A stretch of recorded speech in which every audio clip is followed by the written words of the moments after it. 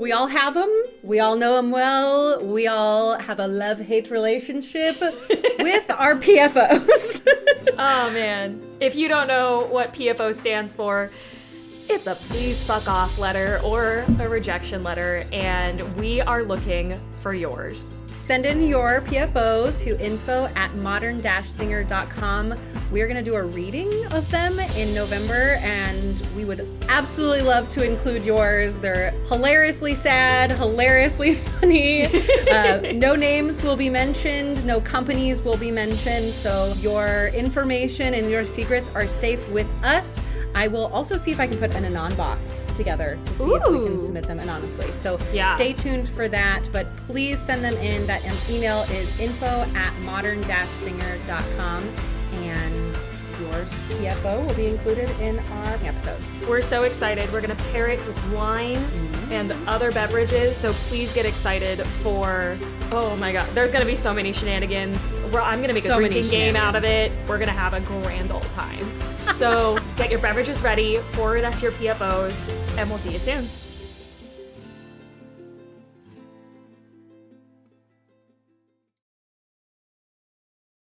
Oh my God. Welcome back to the second time recording this. The first recording was so good too. It was so sad. It was so good. But my computer decided to record. Are you ready for the sound that I got to record? Turn your volume down if you're using headphones, because this is the sound I got. 30 straight minutes. Like 3 seconds. Why? Oh my God.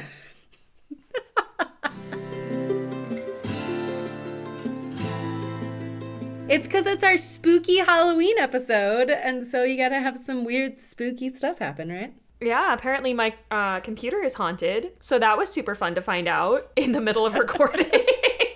On the fly? Oh, yeah. Oh, yeah. Hi, everyone. My name is Ellen. And my name's Alyssa. And welcome to the Modern Singer podcast. Oh my gosh. Well, what have you been up to? Well, I got my MRI back. And turns out I don't need surgery. Yay! Which is lovely. My meniscus is not torn, but then my physical therapist is having me... apparently, my glute muscles are super, super weak. Oh. And today we started working on my abductor muscles and just trying to get my TFL to release so that there's not as much tension on my IT band. Okay. Basically, my butt's weak and I gotta fix it. So basically what you're telling me, you're gonna have a big old juicy butt after this, is what you're saying? I hope so, with how sore I've been the last couple of weeks. Like, hot damn. Hey, I mean, that's a plus. I mean, I wouldn't complain, you know? Like, I'm just really sore. Like, my muscles are just not used to doing this much work. And it's... wow. Yeah, I can get that. I have a girlfriend who's trying to get me to go to Orange Theory with her, and I'm just like, I'm not ready for that level of commitment to working out. Have never been to Orange Theory, but also I think... Are they the ones who just have a lot of, like, machines? Is that them, or is that something else? They have, like, it's like a class-based structure. Okay. So it's, you sign up for classes, and it's, like, group workouts and stuff like that. That's what she does, so that's all I know. Because, like, I'm definitely intrigued. It sounds good, because I know it's kind of expensive, and so, I mean, if I'm paying that much money for something, I'm definitely going to go. Mm-hmm. And I never know, like, how to work out. I'm just like, yeah, la, la, la. So I need guidance. Like, I need, like, a video or, like, somebody to tell me. And so I think that's really helpful, as well as, like, you know, if you're, like, in a room with, like, 8 other strangers, like, you're not going to want to, like, you know, well, I may cry, but in silence. So you, like, push yourself a little bit more. So, yeah, I don't know. I'm just not ready for that commitment. That's valid. I mean, because I'm at the yoga studio so often, I, like, haven't been doing any other exercise, and I'm starting to get into a really big rut. So I think something I'm going to have to start adding in is going to other places. So maybe I'll try an Orange Theory. It's just, the commute sucks. Oh my gosh, like, I can only imagine. I was just down in Soho for PT, and then I had to go 175 blocks north to get back to my house. Like, what the... And I had to cross 6 avenues. Why? Why is everything so far apart on this goddamn island? Oh my gosh. Yeah, that's definitely big city problems right there. I don't have to deal with that for sure. Just getting east to west in the city is next to impossible. But, like, luckily walking from, like, edge to edge takes, like, maybe 30 minutes. So it's not the worst thing, but also, like, running late for recording, texting Ellen going, I'm so sorry, can you wait? Hold on, I'm coming. Oh no, it's all good. It's all good. Yay. Well, maybe it's because it's the spooky episode about superstitions of the opera world. Spooky, I am spooky. also... So we've done this once already, so honestly, I don't remember what we talked about. So let's go. Let's jump in. Yeah, let's just jump into it. So, Superstitions of the Opera World. This was originally an article written by Sydney Roslin for Modern Singer, so shout out to Sydney. As we all know, operas are known for their dramas, their intrigue, and their fantastical stories, which is definitely true. The drama of the stage, however, doesn't always stay between the pages of the score. For centuries, superstitions lingered around opera houses and continue to do so today. Some revolve around keeping evil spirits at bay, and others evolving from long-forgotten theater practices. Today, these superstitions are passed down amongst opera growers and opera singers alike, like us. I heard opera growers. Opera growers? Those And I'm those just thinking, two. oh, they're opera growers, not opera showers. Oh, Lord. My I was thinking, brain. like, growing the opera form, but we all know where your head was going. No, I have the mind of a 12-year-old boy. No. The first superstition is toy, toy, toy. If you've ever been in a dressing room right before an opera, you've probably heard a barrage of toy, toy, toys being whispered amongst the singers. It's a synonym for good luck in the opera world. Toy, toy, toy actually comes from the German Teufel, which means devil. The shortened version of this name is used to ward off the devil himself, along with some of his fellow evil spirits. The phrase is often said while spitting over one's shoulder, shooing away any remaining evil spells before the singer has to perform. And literally all I can remember, the first time I heard toy, toy, toy, or the t-t-t, was... I was an undergrad and one of my professors came up and did it over my shoulder and I literally jumped back and go, oh my God, because like there was spit in my face and this is pre-COVID, but it was still gross.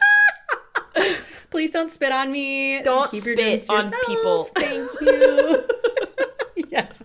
If you're doing this, make sure you aim for over the shoulder or just say toy, like toy, assault. toy. Yeah, exactly. Not in the face. Not in the face. Well, our next superstition is in bocca al lupo. Another common pre-show phrase, in bocca al lupo, which translates into in the wolf's mouth. The appropriate response to it is crepi al lupo, or just crepi, which means may the wolf die. Kill it. And any other response, especially a thank you or a grazie, is definitely a way to earn extremely bad luck. So just make sure if somebody says in bocca al lupo or anything like that, you say crepi. This Italian idiom is not only used before opera performances, but also throughout Italy before job interviews, exams, stuff like that. Explicit expression of good luck or buona fortuna are actually considered troublesome and dangerous in Italy before potentially challenging situations. So just play it safe and wish for the wolf's death instead. My Italian teacher in college actually explained where this came from, and I think it's so much fun. It's actually the two wolves that... it's the story of the two wolves that founded Rome. Hold on, I'll pull it up. It's hilariously funny. Oh, that's awesome. I like founding. little origin story. Yeah, I like just remembers. Yeah, so it's Remus and Romulus. In Roman mythology, Romulus and Remus are twin brothers whose story tells the events that led to the founding of the city of Rome and the Roman kingdom. Beep boop bop. And the founding of the Roman kingdom by Romulus following his fratricide of Remus, which is he killed his brother. So wishing for the death of that. But the image of a she-wolf suckling the twins in their infancy has been a symbol of the city of Rome and the ancient Romans since at least the 3rd century BC. And then although the tale takes place before the founding of Rome, the earliest known written account of this myth is actually from the late 3rd century. It was probably, like, the origin has an ongoing debate of a start, but it could have been an oral history Just fun, random things. Thank you, Wikipedia. Oh, that's interesting though. I love that. I love that origin story. Yeah.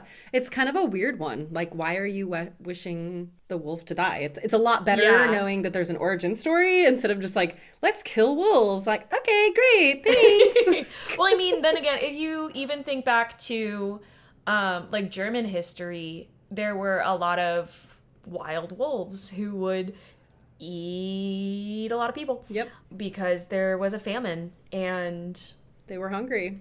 They were hungry. Hungry hippos. But wolves. But wolves. And thanks for looking that up. I really like that origin story. I can't believe that just like popped up to the top of my mind. The next is whistling. So when you find yourself on wage, interesting. When you find yourself on stage, feel free to sing, but make sure you never whistle, like unless it's written in the script. Oh, ew, don't do that. I'm cutting that. I had to, I'm sorry. I don't like I'm not whistling. on stage, I'm at home.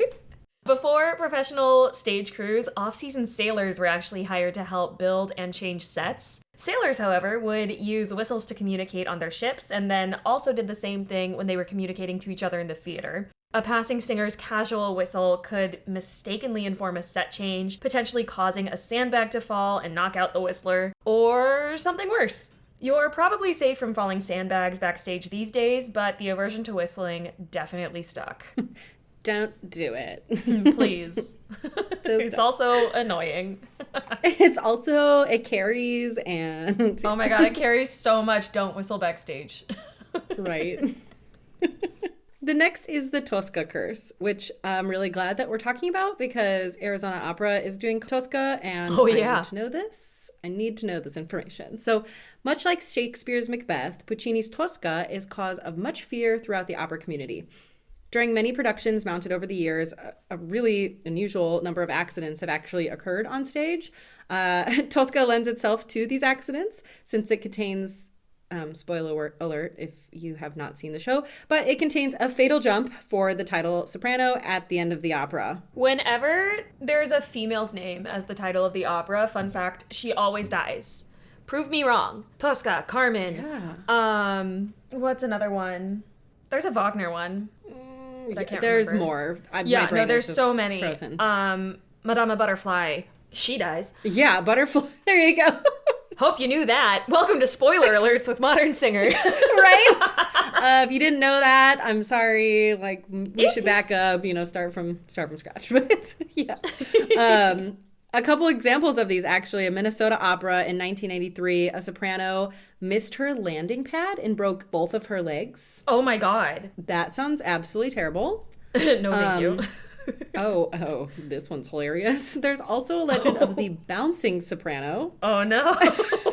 Where mischievous sets of stagehands replace the soprano's landing pad with a trampoline, causing her to bounce back into the audience's view after falling to her death. Can you imagine? How much trouble did they get into? But also, that's so fire. Hilarious. Like, I'm dead. I'm alive again. I'm dead. But now I'm back. It's a TikTok sound. Oh my god. It got like the one old lady crying in the audience and nope, there she comes back. Nope, like, she made it. She's dead. Never mind.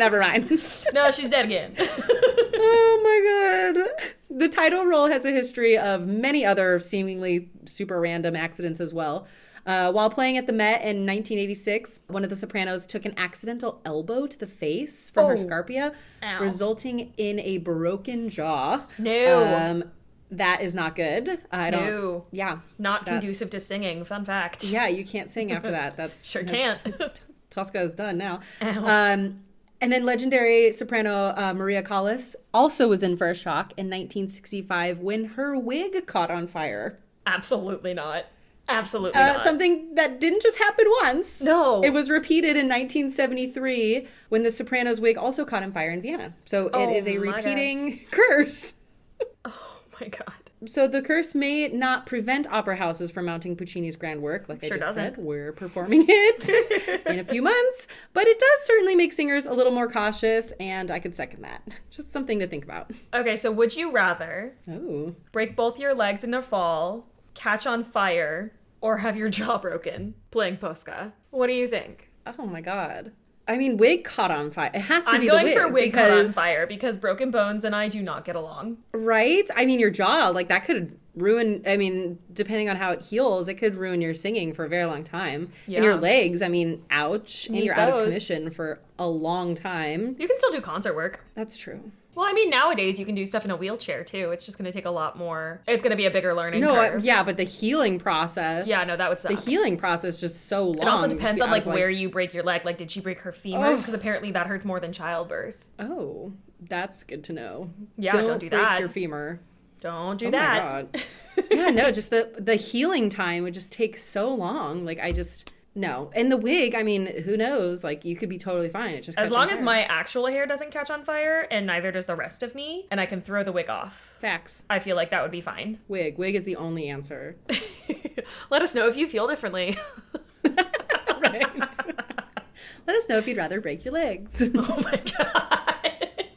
The next superstition is actually wearing purple. This superstition applies to both performers and the audience. It's super unlucky to wear purple when you're going to an Italian opera specifically because of its associations with funerals in Italy.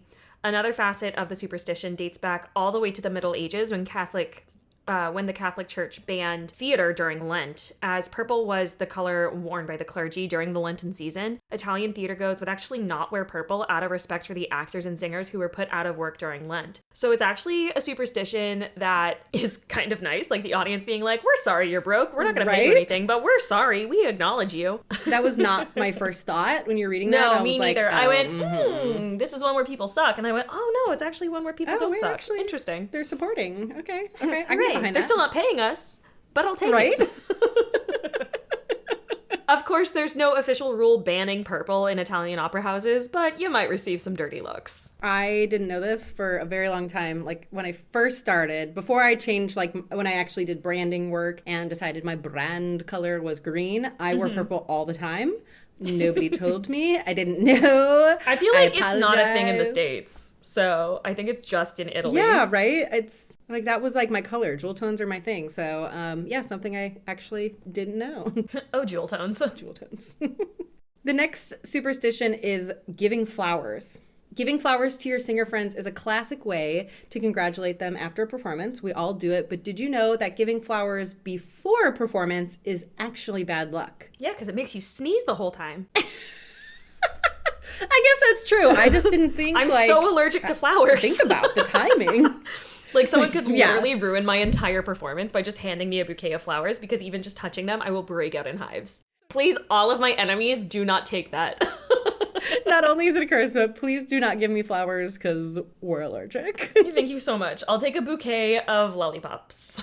Thank you, but no thank you. Thank you so much. But the cursed reason is due to the high cost of flowers, opera patrons used to steal flowers off of graves. Oh no. Creating an association between flowers and death. Oopsies.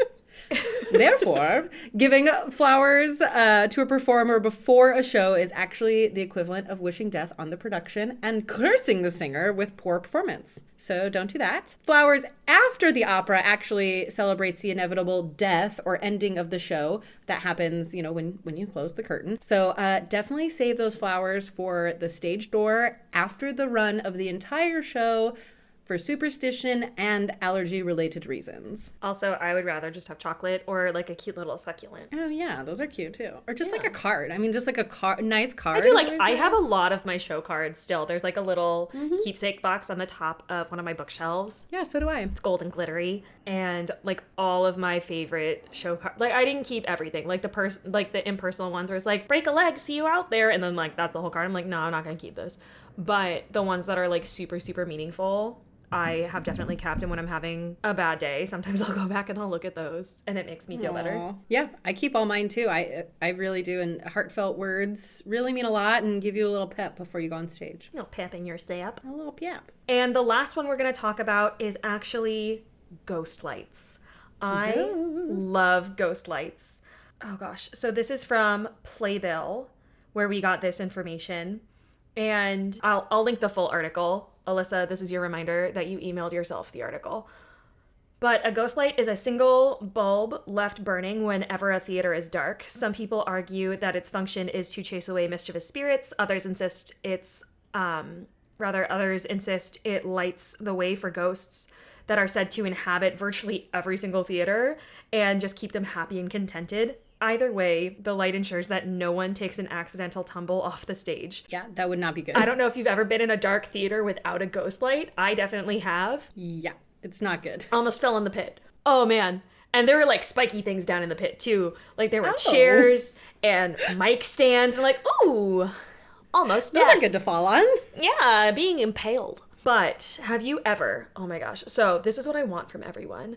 I want everyone's theater ghost story because I have some from when I was on stage crew in high school that still like terrify me. There was definitely a ghost in that theater because there was no one there. There was no one on campus. It was 11 p.m. on a Wednesday night or something ridiculously dumb. And granted, I also started school at 6 a.m. the next day. So not starting out great, but I was there for stage crew. We were shutting down the light system. It was one of our dress rehearsals. So we were shutting down the lights, shutting down the sound. And all of a sudden, something started slamming all of the doors. And the main guy in charge of lights, so basically it was like a stage crew training thing that we did, but we like ran everything. So the guy who ran the lights was like, yeah, that happens. He just does that. Don't worry. And I went, who does what? It's fine. Everything's fine. It's just like these very large metal doors slamming over and over and over again. Oh no, my God. You. So if you have theater ghost stories, please email them to us at info@modern-singer.com. Oh my gosh, I want to know everyone's. Maybe we'll do like a cute little reading of it in a future episode. That would be so much fun. Oh, I want to hear I love all the ghost stories. They're so much fun. Everyone's are so different too. You know what I mean? Like different theater ghosts are so different from each other. What's your theater ghost story? Oh my God, I don't even know. Oh my gosh. I don't even know. I don't even know if I have one, really. No. To be honest. Like... Quit too soon. I know, girl. I don't know. I'll have to think about it. I'll think about it and I'll bring it to the next... I have lots of ghost stories, like that I've encountered some ghosts, but I'll have to think about the theater. Oh my gosh, I don't think I've heard your ghost stories. We are gonna have to like stay on after and talk about that. That one's just for me. Those are just for us. Those are just for me. These superstitions may seem silly, but they shape the grand operatic tradition we enjoy today. They're an important part and piece of the mystery and the magic that surround our art form and make it so absolutely captivating for audiences and performers alike. Thank you so much for listening. Are you interested in growing your singing career but just not sure where to start? Sign up for our newsletter to gain access to all of our freebies. Ellen and I want to make sure that we can keep getting new information out to the singing community, but to do that, we need your help. If you want to help keep Modern Singer going, we would love the support. Even $1 will help. You can donate to us on PayPal and through the Drop a Tip link on all of our platforms. Are you looking for the resources we mentioned today? Everything is linked in the show notes below. Don't forget to rate, review, and subscribe. We'll see you next time. Bye! Happy Halloween!